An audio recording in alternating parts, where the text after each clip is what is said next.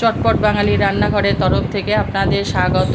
আজকে আমি একটি নিরামিষ ঢ্যাঁড়সের চটপটা রেসিপি নিয়ে হাজির হয়েছি। এটা খুব কম তেল মশলাতে আমি এটা রান্না করে দেখাবো, অথচ খুব টেস্টি একটি রেসিপি। এর জন্য আমি প্রথমেই 300 গ্রাম ঢ্যাঁড়স নিয়ে নিয়েছি, যেটাকে আমি এইভাবে ধুয়ে পরিষ্কার করে কেটে নিয়েছি।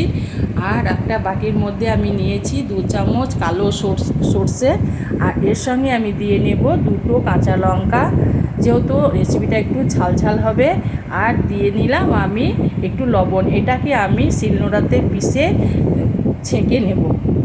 তারপর আমি গ্যাসের মধ্যে একটা প্যান বসিয়ে দিলাম। প্যানের মধ্যে আমি কিছুটা সর্ষের তেল দিয়ে গরম করে নেব। এবার আমি যে ঢ্যাঁড়সটা কেটে রেখেছি সেটাকে আমি একটু ভেজে নেব। এটা আমি হাই হিটে একটু ভেজে নেব। ঢ্যাঁড়স ভাজতে বেশি সময় লাগে না। এবার আমি ঢ্যাঁড়সগুলো উল্টিয়ে পাল্টিয়ে আমি ভেজে নিলাম। এবার ঢ্যাঁড়সগুলো ভাজা হয়ে গেছে। এবার আমি ঢ্যাঁড়সগুলোকে কড়াই থেকে উঠিয়ে নেব।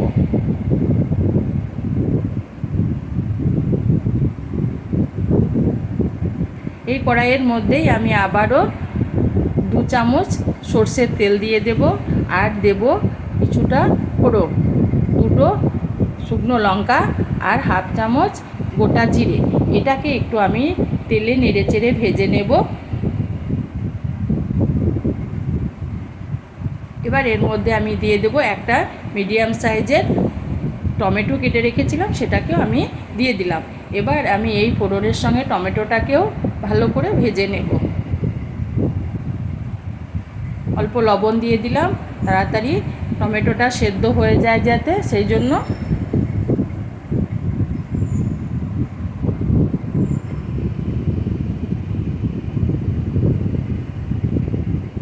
টমেটো আমার নরম হয়ে গেছে। এবার আমি যে সর্ষে আর লঙ্কাটা আমি বেটে রেখেছিলাম সেটাকে আমি দিয়ে দিলাম। দেওয়ার পর আবারও টমেটোর সঙ্গে এটাকে ভালো করে কষিয়ে নেব। লঙ্কাগুলো আমার ভালো ঝাল আছে।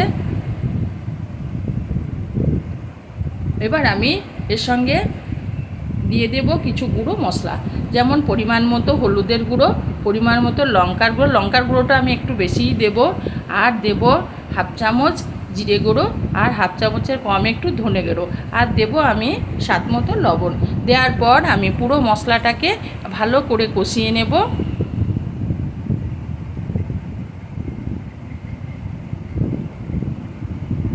এইভাবে আমি কষিয়ে নেব।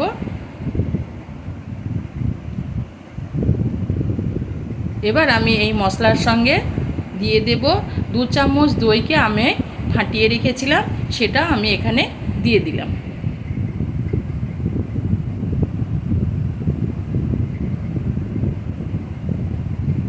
দইটা দেওয়ার পর দইয়ের বাটিটাকে ধুয়ে আমি একটু জল দিয়ে দিলাম। আবার আমি সমস্ত উপকরণগুলোকে আবারও ভালো করে আমি কষিয়ে নেব।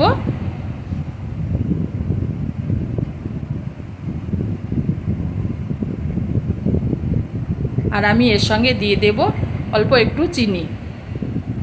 চিনিটা দেওয়ার পর আমি আবারও সমস্ত মশলাগুলোকে ভালো করে কষিয়ে নেব। আমার মশলা কষানো হয়ে গেছে।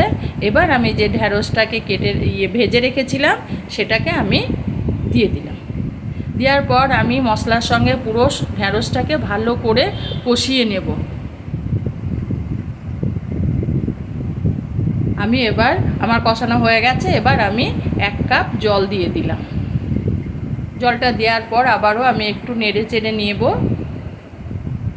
আমি এটাকে ফুটতে দেব। আমার এটা ফুটে উঠেছে। এবার আমি 2টো লঙ্কাকে এইভাবে ভেঙে দিয়ে দিলাম, যেহেতু রেসিপিটা একটু ঝালঝাল হবে।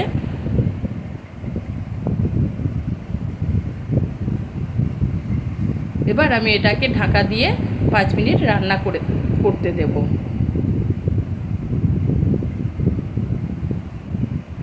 5 মিনিট পর আমি ফিরে এলাম। আমার ঝোল অনেকটা কমে গেছে। আমি কিন্তু পুরো ঝোল মেরে দেব না, একটু রসা রসা রাখবো। এবার আমি এগুলোকে ভালো করে একটু নেড়ে নিলাম যাতে তলা ধরে না যায়। এবার এর সঙ্গে দিয়ে দিলাম আমি 1 চামচ গরম মশলা। আর দিয়ে দেব আমি হাফ চামচ গাওয়া ঘি। এটা দেওয়ার পর আমি আবার সমস্ত উপকরণগুলোকে ভালো করে মিশিয়ে নেব আর এটাকে ঢাকা দিয়ে মিনিট 2 মতো একবারে গ্যাসটা স্লো করে রেখে দেব। 2 মিনিট পর আমি ফিরে এলাম। আমার ঢ্যাঁড়সের ঝোলটা মোটামুটি অল্প কমেছে। এবার এই রসা রসা, এরকম রসা রসা আমি রেখে দিলাম।